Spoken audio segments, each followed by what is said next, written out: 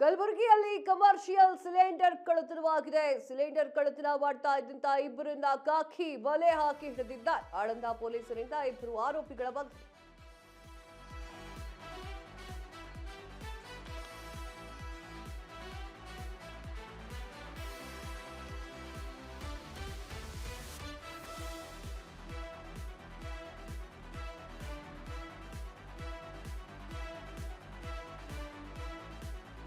ಕಲಬುರಗಿಯಲ್ಲಿ commercial cylinder ಕಳ್ಳತನ ಮಾಡ್ತಾ ಇದ್ದ ಇಬ್ಬರು ಕಾಕಿ ಬಲೆಗೆ ಬಿದ್ದಿದ್ದಾರೆ.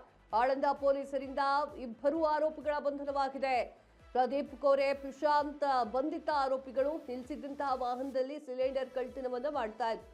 ಇಂಡಿಯನ್ ಕಂಪನಿ ಈ ಒಂದು ದೂರಿನ ಮೇರೆಗೆ ಎಫ್ಐಆರ್ ದಾಖಲೆ ಮಾಡಲಾಗಿತ್ತು. ಬಂಧಿತರಿಂದ 10 ಸಿಲಿಂಡರ್ ವಶಕ್ಕೆ ಪಡೆದುಕೊಂಡಿರುವಂತಹ ಪೊಲೀಸ್ ನೋಡ್ರಿ ಏನೇನು ಕಳ್ಳತನ ಮಾಡ್ತಾರೆ ಅಂತ ಹೇಳಿ.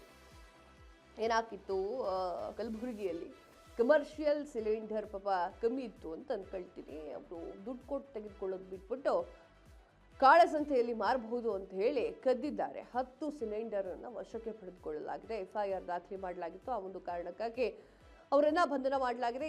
ಸ್ಕ್ರೀನ್ ಮೇಲೆ ನೋಡ್ತಾ ಇದ್ದೀರಾ, ಅವರೇ ಆರೋಪಿಗಳು.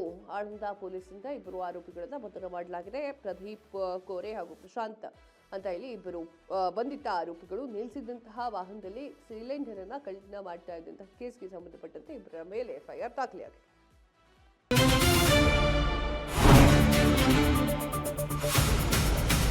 ಸಂಪೂರ್ಣ ನ್ಯೂಸ್ 24x7 ಇದು ನೊಂದವರ ಧ್ವನಿ.